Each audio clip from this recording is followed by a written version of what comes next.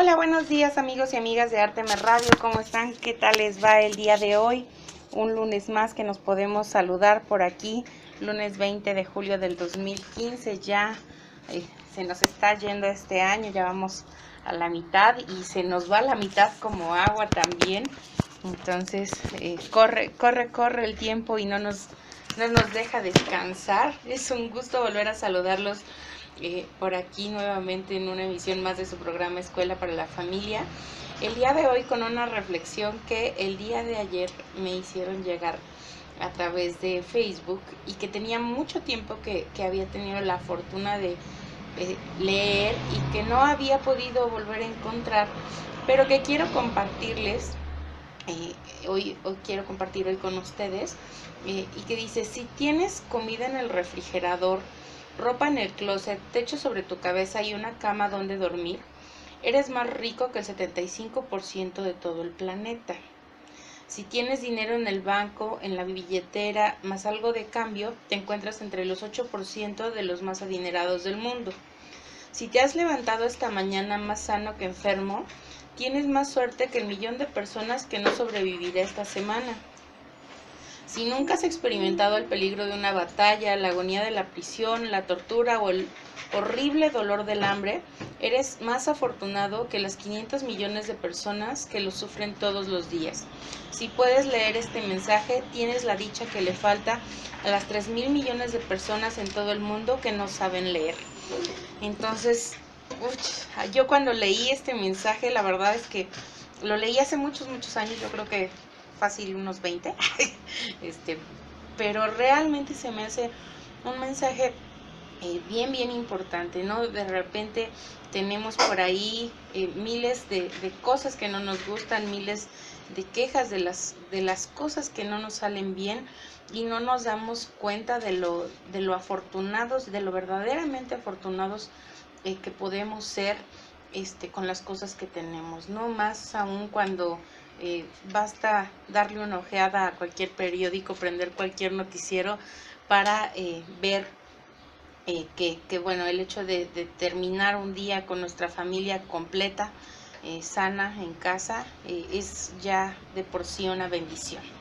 Entonces, bienvenidos nuevamente el día de hoy a esta emisión. Aquí tenemos nuevamente, como todos los lunes, de Corazones Mágicos nos acompañan. El día de hoy nos vuelve a acompañar Janet Aguilar. Buenos días, Janet, ¿cómo estás? Muy buenos días, gracias por la invitación. Y bueno, vamos a continuar hablando de este tema tan controversial, tan importante de conocer, que es el suicidio.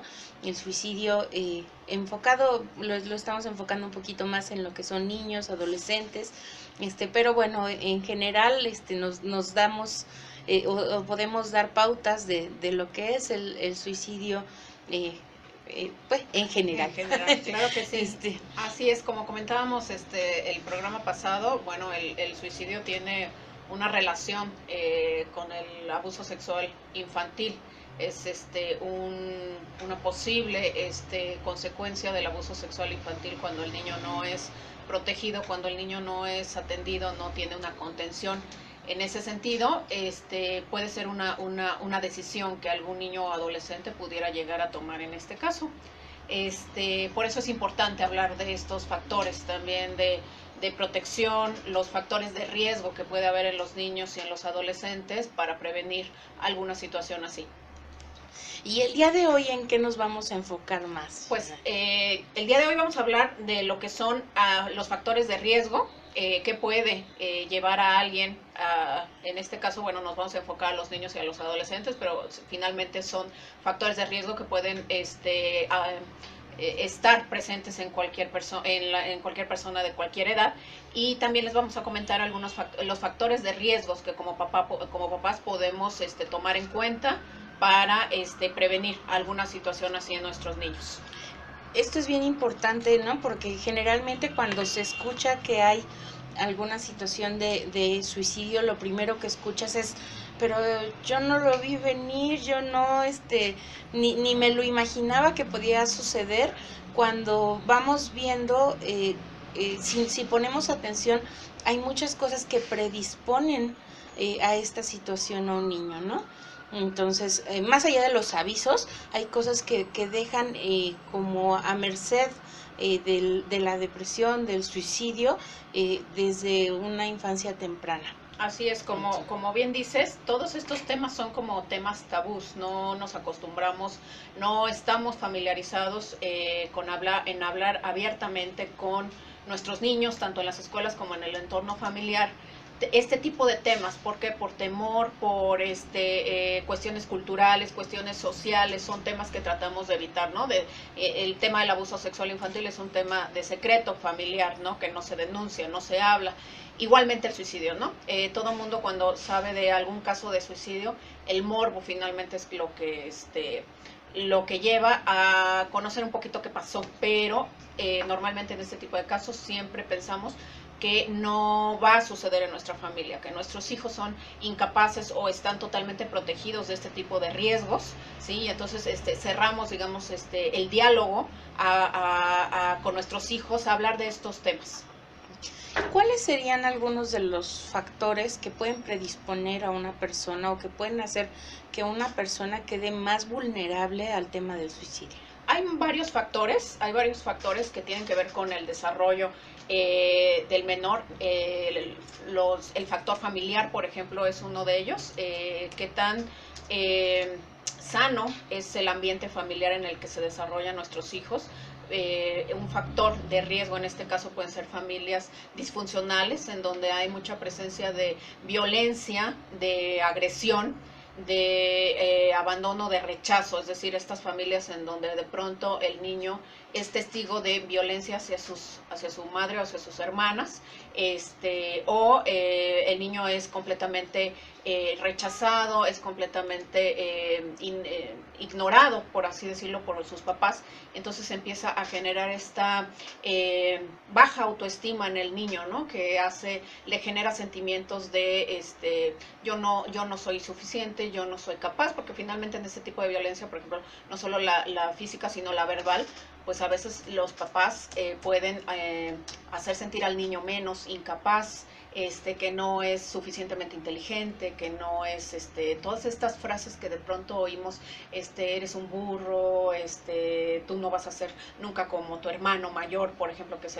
el que saca las mejores calificaciones. Todas estas actitudes familiares pues provocan baja autoestima en los niños, y este es un factor de riesgo. Un niño con baja autoestima pues es un niño que se siente menos, que se siente rechazado y que se siente poco capaz de resolver sus problemas. No enseñamos a nuestros niños a resolver nuestros problemas, que este es un factor de riesgo, la incapacidad para encontrar solución a los problemas. Ok, ¿qué tanto en estas familias donde se da una educación, donde, bueno, más bien se le hace todo al niño, no se le permite a él realizar absolutamente nada? Son las familias sobreprotectoras que también desarrollan en los chiquitos una muy baja autoestima, porque no se les da oportunidad de experimentar, de hacer, de probar por ellos mismos. ¿Qué tan frecuente es en estos chicos o qué tanto los expone a este riesgo de suicidio? Hay estudios a nivel internacional justamente en el tema de los casos de pequeños de hasta 7 años, que se tienen algunos registros de niños que han decidido suicidarse, en el que efectivamente tiene que ver con la modernidad de la vida, ¿no? Por ejemplo, hay estudios en donde en países como África, en donde los niños tienen menos acceso a comodidades, a acceso a información o a todo mucho más rápido. Los niños tienen, antes de ir a la escuela, que cumplir actividades para la comunidad, es decir, desde caminar a lo mejor 3, 4, 5 kilómetros por agua para la comunidad, regresar, hacer sus labores, después ir a la escuela, regresar y volver a contribuir a actividades de su comunidad. Son factores de protección en ese sentido, porque el niño se siente parte de la comunidad, se siente que tiene una responsabilidad para la comunidad y que sus actividades, el hecho de que él no las haga, puede afectar a otros. En cambio, en sociedades más modernas, por ejemplo, en donde ya la comida rápida es simplemente el hecho de que tú pidas y en un momento ya tienes la comida. Sí. Sí, entonces, bueno, sí sería bien importante considerar estas dos caras de la moneda, ¿no? Así es. Porque de repente podemos decir, no, pues yo no maltrato a mi hijo Ujú. porque yo lo cuido, yo lo protejo, yo le doy todo. Hay una frase muy importante que dice, no maltrates a tu hijo dándole todo lo que quiere, ¿no? Así es. Vamos a un pequeño corte y regresamos para seguir hablando de esto. Bueno, amigos y amigas, ya estamos de vuelta. Les recuerdo, cualquier duda o pregunta nos la pueden enviar a través de nuestras redes sociales. En Facebook nos encuentran como Orientapsique, QRO, o Escuela para la Familia. En Twitter, @Orientapsicro, y en WhatsApp el 4422006995. También les recuerdo las redes sociales de Corazones Mágicos. En Facebook los encuentran como Corazones Mágicos y en Twitter como @CorazonesMagic, para que también, si gustan, ponerse en contacto directamente con ellos para cualquier duda en relación a prevención y atención del abuso sexual infantil. Y bueno, ahora sí, estábamos en esta parte, como te decía, de las familias que, bueno, dicen, no, yo a mi hijo no le va a pasar nada, porque yo le atiendo todo, pero todo, ¿no? Casi que voy al baño por él, ¿qué le puede pasar, no? Así es, muchas personas, muchos padres de familia de pronto, pues quieren que sus hijos tengan todo lo que ellos no tuvieron, ¿no? En su momento, y esto hace que a los niños como bien dices, se les dé todo, ¿no? Y como te comentaba hace ratito, la sociedad moderna actualmente ya te proporciona todo en un momento muy rápido, desde las comunicaciones, la comida, los niños se van acostumbrando a tener todo en el momento, a no desarrollar una cierta frustración, por así decirlo, a desarrollar tolerancia, en el sentido de que de pronto las cosas no se pueden dar tan rápido en el momento. Entonces estos niños que, como bien dices, los papás todo les proporcionan, todo les dan en el momento, de pronto también no ayuda mucho al desarrollo de un desarrollo sano de los niños, porque al haber una combinación de factores en el carácter de los niños, en la personalidad de los niños, un niño que es impulsivo, de pronto un niño que es agresivo, y un niño que está acostumbrado a que todo se le dé en el momento, el día en el que no se suceda esto, puede tomar una decisión impulsiva, combinado con la agresividad de su personalidad o de alguna situación. En este caso, por ejemplo, puede ser algún niño que esté sufriendo abuso sexual infantil, desarrolla agresividad precisamente por esta situación, y si es un niño que es impulsivo, pues puede tomar una decisión. Incluso hay casos en donde un niño impulsivamente puede saltar de una ventana, ¿no? En ese sentido. Entonces, efectivamente, la tolerancia a la frustración ayuda mucho a que los niños pues controlen, por así decirlo, su temperamento. Y bueno, otra parte, ¿no? Que también es importante, que nos pasamos nuevamente al otro extremo. Leía hace poco un artículo que decía que la vida da situaciones suficientes para manejar la tolerancia a la frustración, que tampoco es necesario que uno les agregue. Así es. No, porque también de repente están los otros papás que no, pues para que aprenda y para que se frustre, casi le quito, ¿no? Y cuando dices, no, o sea, nada más es permitir que viva las experiencias y que viva las consecuencias de sus actos, no agregarle consecuencias o nada más como para que aprendan, ¿no? Así es, hay el otro lado de la moneda, o el otro extremo, en el cual los padres son extremadamente rígidos, no hay mucha flexibilidad en las decisiones familiares o en el actuar familiar, y eso también es un factor de riesgo. Las familias rígidas, en donde los niños los papás tienen altas expectativas con los hijos, ¿no? Ponen en ellos, depositan en ellos sus expectativas como padres, ¿no? De pronto yo me hubiera gustado ser médico y quiero que mi hijo sea médico, ¿no? Y voy a exigir que sea el mejor médico, lo que yo quise hacer, y esta carga, por así decirlo, de responsabilidad o de expectativas de los hijos, de los papás sobre los hijos, puede provocar también, en este caso, que en algún fracaso que la vida nos tiene que dar de pronto, para también aprender de nuestros fracasos, sean experiencias. Hay familias donde los fracasos no son permitidos, ¿no? Y esto hace que los niños empiecen a ser pues violentados, por así decirlo, de los papás, el hecho de exigirles que respondan como nosotros queremos como papás, con las expectativas de los papás. Y también hay casos de chicos adolescentes o menores que han tomado esta decisión precisamente por no poder cumplir con las expectativas de sus padres, no sentirse insuficientes, sentirse incapaces y que no han podido cumplir con el sueño a veces de los propios papás. Sí, pues ahí sí es bien importante buscar un punto medio, ¿no? Así es. Donde apoyemos que se desarrolle justo esta tolerancia a la frustración, porque pues sí, la vida tiene de frustraciones, bueno, para aventar para arriba, ¿no? Y son parte de la vida te pone estos éxitos y estos fracasos precisamente para que tú tengas un aprendizaje de estas experiencias y tú como papá acompañar a tu hijo en estas situaciones, ¿no? Tanto a veces éxitos como fracasos, acompañarlo a que aprenda de estas experiencias y encuentre alternativas de solución. Como padres, algo que podemos darle a nuestros hijos es enseñarles a encontrar soluciones a los problemas, ¿no? Enseñarles a que nos platiquen y nos compartan sus experiencias, tanto positivas como negativas, para que podamos nosotros conocer la personalidad de nuestros hijos, su desarrollo y fomentar en la familia pues que esta comunicación se pueda dar abiertamente, ¿no? Sin juzgar, sin sancionar, todo en la medida adecuada de acuerdo a las circunstancias, pero sí fomentar en nuestros hijos la comunicación para que en base a eso, a esa situación que nos está compartiendo nuestros hijos, podamos enseñarles y acompañarlos en la solución de nuestros problemas, ¿no? De sus problemas. Pues entonces sería uno de los factores de riesgo, esta parte de la cuestión familiar, cómo se desarrolla, si hay violencia, y violencia tanto de una forma pasiva, que no se le permita a la persona desarrollarse porque se le hace todo, como de una forma mucho más activa, en esta cuestión de gritos, insultos, exigencias, claro, sí, es importante pues tener un punto medio, ni irnos al extremo, como bien dices, de darle todo a nuestros hijos para que ellos no sufran mucho, que digamos, porque efectivamente como padres muchas veces no queremos que nuestros hijos sufran nada, pero también a veces estas experiencias son de mucha utilidad. Y el otro extremo pues ser familias muy rígidas o muy inflexibles en su forma de actuar. Ok, ¿cuál otro sería uno de los factores de riesgo? Un factor de riesgo que está muy relacionado con el abuso sexual infantil, por ejemplo, un poquito para seguir enlazando estos temas, es en el tema de las adolescentes, sobre todo más mujeres que hombres, aunque también hay casos de hombres, es el tema de los cambios de hábitos en cuestión de hábitos alimenticios.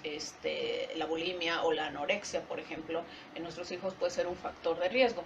Relacionado con el abuso sexual infantil, por ejemplo, un niño o un adolescente que ha sido víctima de abuso sexual infantil, de pronto, o sea, de pronto la reacción puede ser, yo no quiero que nadie se acerque a mí, yo no quiero llamar la atención, por lo pronto voy a transformar mi cuerpo en un cuerpo que nadie se fije, que nadie lo note, que pase desapercibido, ya sea o un sobrepeso en cuestión de consumir alimentos de forma incontrolada, o bien volver un cuerpo anoréxico, por así decirlo. Entonces, mucho del trasfondo es yo no quiero ser visible, o yo no quiero que nadie me voltee a ver.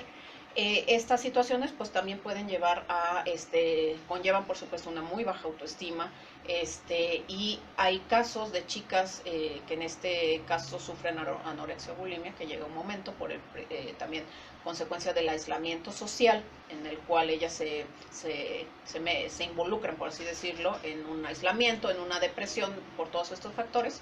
Hay casos registrados también de chicas más que de chicos que pueden llegar a tomar. De alguna manera también es una conducta suicida, una chica anoréxica que deja de alimentarse, poco a poco va a ir consumiendo su cuerpo, ¿no? En este caso es otro factor de riesgo que hay que poner atención con nuestras niñas, ¿no? Estas modas a veces de ser demasiado delgadas, las exigencias también puede conllevar a una situación muchas veces involuntaria, de alguna situación o de alguna intención suicida en este caso. Pues poner atención también con los trastornos alimentarios de nuestros chicos y más de las niñas. Y aquí es bien importante, ¿no? Cómo transmitimos ese tipo de mensajes desde la casa, ¿no? El de, ya no comas tanto, ¿por qué estás comiendo pan? Porque en vez de enseñar a nutrir, a cuidar, el cuerpo, ¿no? Así es, a querer, no, bueno, un factor de protección, efectivamente, en la familia, en este tema, puedes, o sea, el procurar que nuestros hijos lleven una vida sana, pero si el niño o la niña ha sido víctima de agresiones, de rechazos, en este caso, por ejemplo, de abuso sexual infantil, el niño efectivamente rechaza también su cuerpo, ¿no? Su cuerpo no le gusta porque al final de cuentas no lo acepta. Fue algo que fue un motivo para que él sufriera esta experiencia, ¿no? Entonces se siente también, como comentábamos la vez pasada, se siente sucio, se siente que es culpable, se siente no le gusta su cuerpo y entonces trabaja en este tema de la baja autoestima, también dañando y agrediendo su cuerpo. Y ahí sí sería más importante aún que reciba una atención profesional de manera casi que inmediata, que los papás perciben que hay algo ahí que ver o que atender, ¿no? Porque es algo que desde la familia no se puede trabajar. Así es, como papás podemos, por ejemplo, ver algunas actitudes en nuestros hijos que tienen que ver con esto, o sea, desde el aislamiento, la deserción escolar, el bajar el rendimiento escolar, por ejemplo, el ver cómo nuestros hijos justamente están teniendo problemas, ya sea de un bajo peso o de un peso excesivo, por así decirlo, y hay que, si nosotros no somos profesionales en la materia, buscar hablar con nuestros hijos qué está pasando. Bueno, vamos a ir nuevamente a un corte. Regresando, seguimos hablando de este tema. Les recuerdo, cualquier duda o pregunta nos la pueden hacer llegar a través de nuestras redes sociales. Regresamos. Bueno, amigos y amigas, ya estamos aquí de vuelta. Estamos hablando de los factores de riesgo y bueno, un poquito también de los factores de protección que podemos dar a nuestros hijos e hijas en este tema del suicidio. Estábamos un poquito hablando del tema de los trastornos de la alimentación. Y bueno, que es importante que cuando nosotros nos demos cuenta de algo, podamos atenderlo, ¿no? Creo yo, también muy importante que tengamos los ojos bien abiertos, porque estos generalmente tienen su inicio en la adolescencia, y en la adolescencia hay muchos cambios, ¿no? Así Entonces es. Muchas veces es así como que, ay, ya empezó con sus cosas de adolescente, por eso se aísla, ¿no? Así es. O, ay, mira, ya se fija más en su figura, qué bueno que está bajando de peso. Así es, así es.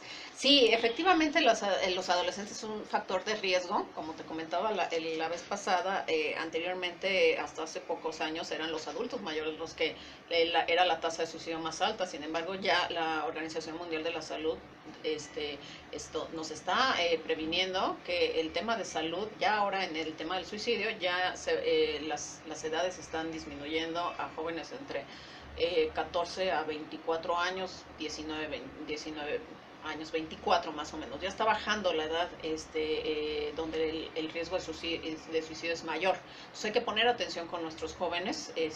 Precisamente como dices, la etapa adolescente pues es una etapa de muchos cambios, ¿no? De muchas cuestiones de cambios tanto en el cuerpo, de cambios físicos, como también cambios emocionales, la personalidad, todo esto se va moldeando y va cambiando.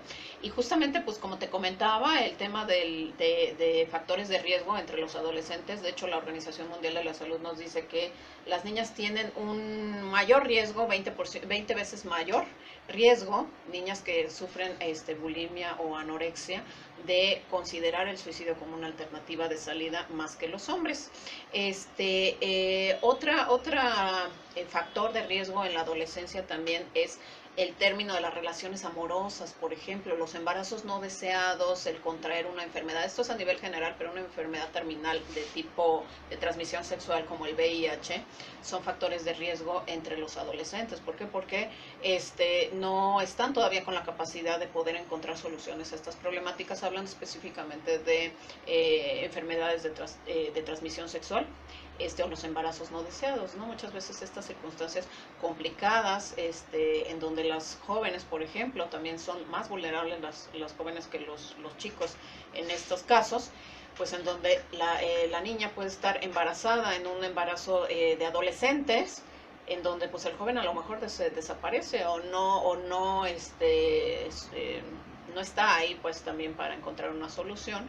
Pues muchas veces la chica se siente sola, se siente desesperada, sumamente estresada, con el temor de que pueda ser rechazada por parte de la familia, con consecuencias familiares graves, ¿no? En ese sentido. Entonces, estas situaciones, no quiere decir que todos los casos vayan a considerar esta situación, pero sí los chicos que están pasando por estas circunstancias no tienen un respaldo familiar, un apoyo en ese sentido, emocional, familiar, de acompañamiento, pues como comentábamos la vez pasada, empieza la ideación suicida, es decir, empiezan a disminuir las alternativas de solución, empiezan a crecer o a presentarse como una mayor alternativa, algún deceso, digamos, en ese sentido, y se empiezan a disminuir otras alternativas y la única que empieza a quedar como la única salida puede ser la alternativa del suicidio, ¿no? En este caso. Sí, y aquí sí me regresaría yo al primer punto, ¿no? Cómo es bien importante con familia el tipo de educación que damos, establecer esta comunicación con nuestros hijos, este desarrollo de la tolerancia, porque pues cuando se enfrentan ellos a este problema, más en una etapa tan complicada como lo es la adolescencia, es cuando se requieren esas herramientas que nosotros vamos proporcionando desde la primera infancia, ¿no? Así es, sí, por ejemplo, es muy común, ¿no? Que en los adolescentes las pérdidas amorosas, por ejemplo, sean una catástrofe a veces, ¿no? O sea, ya nadie me va a volver a querer, era la persona de mi vida, todo esto. Entonces, como papás, hay que escucharlos, hay que acompañarlos, hay que platicar con ellos, hacerles entender que estas situaciones van a pasar y que encontrarán otras personas en su camino, otras personas en su vida, pero en adolescentes que están solos, que no comparten sus emociones, sus sentimientos, porque además no se ha fomentado que esto se dé, puede ser un riesgo, ¿no? El pensar que la persona tan amada, tan querida, ya no va a estar ahí, entonces, bueno, pues puedo tomar una decisión drástica en ese sentido. Y hemos platicado con varios chicos de secundaria, sobre todo las niñas, en donde sucede este tipo de cuestiones, ¿no? El primer amor que se aleja, que se va, o que las deja, las abandona, pues puede ser una situación inmanejable, por así decirlo, una pérdida fatal en ese sentido. ¿Qué otro factor encontraríamos entre los factores de riesgo? Entre los factores de riesgo también podemos encontrar en los niños, por ejemplo, no solo en lo que hablábamos de las pérdidas, por ejemplo, un niño que ha sufrido una pérdida de un familiar importante, tanto un divorcio de los padres, por ejemplo, en donde el niño pierde esta relación familiar, en donde sus padres se separan, y es una pérdida para el niño, ¿no? Que como papás a veces no manejamos con los hijos, no nos sentamos a platicar con ellos, porque a veces pensamos que son muy pequeños como para entender lo que está pasando, ¿no? Entonces esta creencia de ahorita no lo va a entender, más adelante lo entenderá, y no lo platicamos. ¿Qué está pasando con los niños? Para los niños es una pérdida, es una ruptura de su vida cotidiana, de su entorno familiar, y estas situaciones de descontrol, por así decirlo, de falta de información, de apoyo y de soporte familiar, pues pueden llevar, hay casos de registros de niños en donde pues toman una decisión así de una decisión fatal en ese sentido, porque pues a lo mejor ven que a veces son obstáculos para que los papás puedan ser felices, porque ellos a veces piensan que fueron la causa de la separación, ¿no? En este caso, si un niño no va bien en la escuela, si es muy travieso, si lo regañan constantemente por todo lo que hace, y un día sus papás se separan por otros motivos, por supuesto, el niño, si no hablan con él, si no le explican por qué están tomando estas decisiones, el niño se va a atribuir la culpa de la separación de sus papás a su conducta. Entonces esto para él va a ser un factor de rechazo o de culpa hacia él mismo, en donde pues él está contribuyendo desde su punto de vista a esta separación. Entonces por eso es muy importante que los papás platiquen con los hijos qué está pasando dentro de la familia, por qué están sucediendo las cosas. Hay casos también en donde a lo mejor el niño estaba muy vinculado a un familiar, a un integrante de la familia, en este caso los abuelos, por así decirlo, y los abuelos fallecen y esta pérdida es irreparable para el niño, es un duelo en el cual no se trabaja tampoco a veces con los niños estos duelos, estas pérdidas, y hay niños que también está registrado, han tomado esta decisión con la finalidad de estar, de acompañar o de alcanzar en algún otro lado, por así decirlo, a ese ser tan querido. Entonces, en este caso, como ya lo hemos venido comentando, la comunicación con los papás, entre papás e hijos, es sumamente importante. Explicarle a los niños, de acuerdo a su etapa y de acuerdo a su edad, pero sí hacérselos de su conocimiento, qué está pasando y por qué están pasando las cosas, y que ellos van a estar ahí para acompañarlos, que ellos van a estar ahí para escucharlos, que ellos van a estar ahí para ayudarlos en lo que necesiten, ¿no? Sí, aquí es bien importante, ¿no? A veces cuando dicen, no, es que el niño está chiquito y no entiende, Así es. Pues con mayor razón hablar con él, porque no entiende, pero interpreta, ¿no? Y en lo que interpreta, bueno, puede pensar una infinidad de cosas que además el niño es autorreferencial, ¿no? O sea, él piensa que el mundo gira en torno a él, Así ¿no? es. Entonces pues, ¿qué hice yo para que todo este despapalle sucediera, ¿no? Así es, y muchas veces los niños pueden atribuirse a que estas situaciones tienen ellos una culpabilidad en ese sentido, y como papás, si no les aclaramos, si no platicamos con ellos y les explicamos la situación, pues este sentimiento de a lo mejor yo tuve que ver con esta situación, pues se va a quedar ahí permanentemente, ¿no? Y puede afectar el desarrollo normal del niño. Hay otros factores, por ejemplo, que me gustaría mencionar, pues es que es la humillación, por ejemplo. La humillación es un factor que los niños actualmente están sufriendo con este famoso tema del bullying, ¿no? En el cual también un niño que es sumamente humillado en la escuela, que es el punto de burla, de travesuras o la humillación constante de los papás, de los maestros y de los alumnos, puede causar también que un niño decida tomar esta decisión. Bueno, vamos a ir a un breve corte. Regresando, hablamos un poquito más de este tema y volvemos ya con nuestro último bloque, que para variar se nos terminó el tiempo. Regresamos. Bueno, amigas y amigas, ya estamos aquí de vuelta en este último bloque. Para variar, como les digo, se nos va el tiempo. Vamos a tratar de irnos un poquito rapidito para por lo menos dejarles sobre la mesa cuáles son estos factores de riesgo. A ver, todo tuyo el micrófono. Muchas gracias. Pues hay varios, o sea, son varios los factores de riesgo, desde el tema sexual, por ejemplo, aquellos chicos que están en la identidad sexual, en este caso, relacionado también con el tema del abuso sexual infantil, también puede ser un factor de riesgo. Hay varios. El tema del abuso de alcohol y drogas también es una conducta suicida. Problemas de integración o de socialización de los niños, o sea, el hecho de que sean niños a veces demasiado introvertidos, por ejemplo, con todos estos factores. No solamente el tema del suicidio es un tema multifactorial, no es un solo tema, no porque nuestro niño sea tímido quiere decir que está en riesgo. Puede ser un factor que es sumado a lo mejor al tema del bullying, por ejemplo. A lo mejor el niño es tan tímido que es motivo de bullying en su escuela, además de no tener muchos amigos, además de no tener muchos recursos sociales. En ese sentido me refiero a relaciones de amistades y todo esto.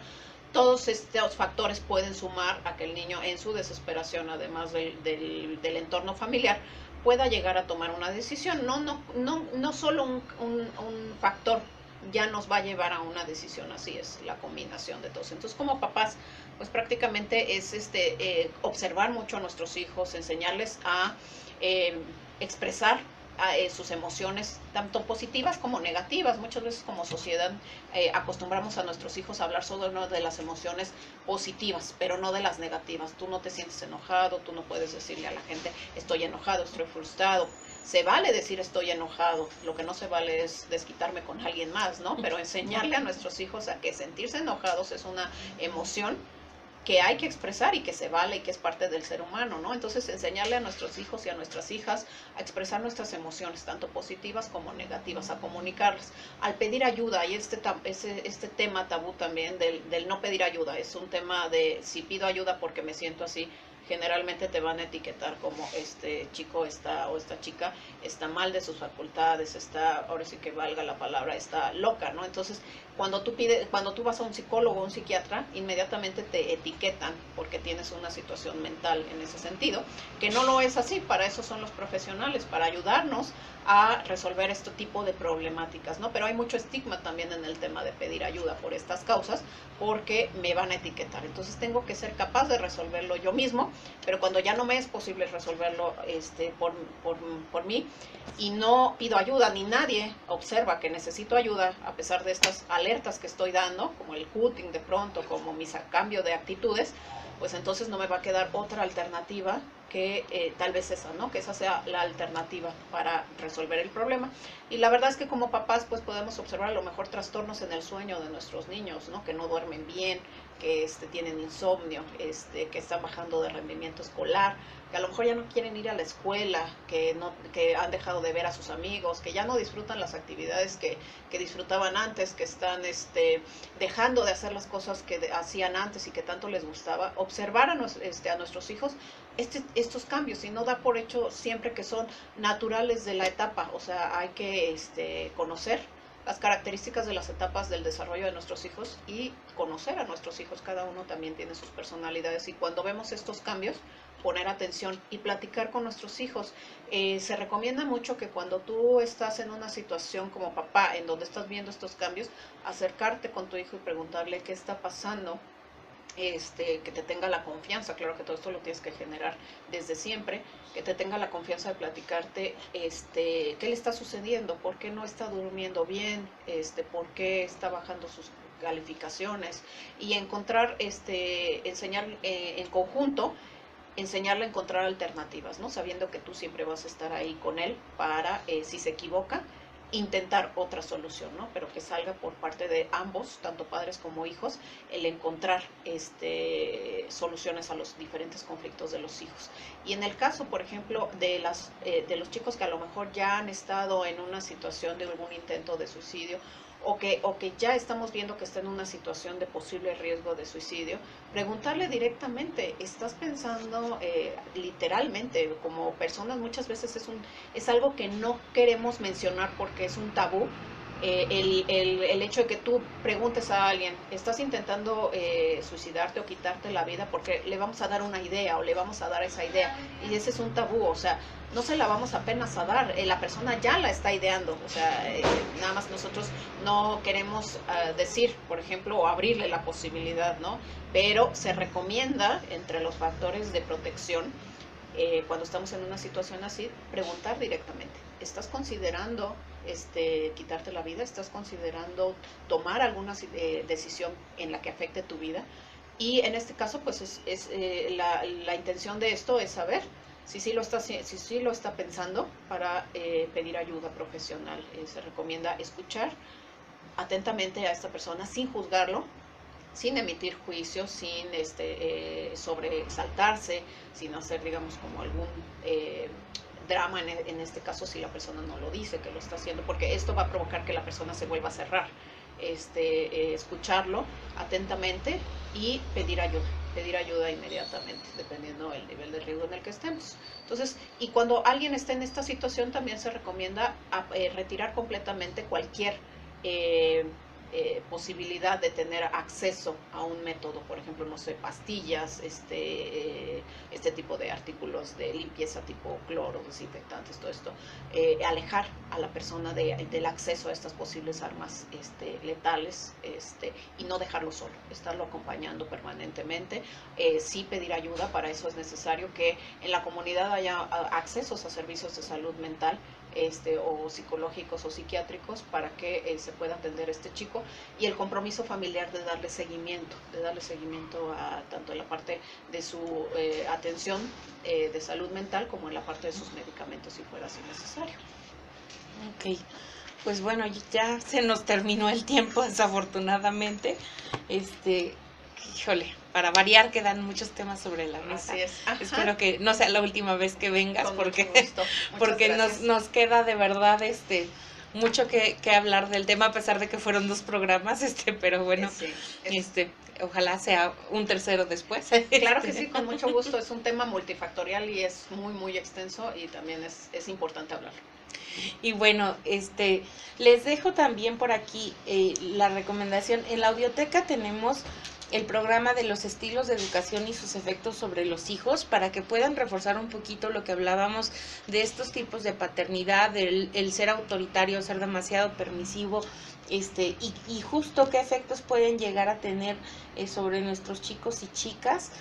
También tenemos el tema de cómo enfrentar la situación del divorcio con los niños, que es otro de los factores que vimos hoy. Y bueno, el 6 de agosto, si no me equivoco, vamos a estar tocando el tema de cómo hablar de la muerte con los niños, que es otro de los temas que tocaste, ¿no? Que también es bien importante tratar estos temas que de repente son tabús, o que pretendemos que nuestros niños adivinen, interpreten, o no sé qué pretendemos que hagan. Que generen sus propias fantasías en ese sentido, ¿no? Pretendemos que se vayan a jugar y se olviden que existen. Así es. Y no sucede así. Ajá. Entonces, bueno, esos 2 temas los pueden encontrar en la audioteca. Y bueno, el día jueves también vamos a estar hablando nuevamente de lo que es la violencia familiar, otro de los temas que tocaste aquí. Así es. Entonces, pues no se lo pierdan, va muy de la mano todo esto. Entonces, pues por mi parte sería todo, no por ganas, sino porque ya se me acabó el tiempo. Muchas gracias, Janet, por habernos acompañado. Gracias a ustedes por la invitación. Los esperamos aquí en Corazones Mágicos el próximo lunes. Y bueno, cualquier duda o pregunta que haya quedado sobre la mesa, a través de nuestras redes sociales nos las pueden hacer llegar. Muchas gracias por acompañarnos. Nos vemos. Bye bye.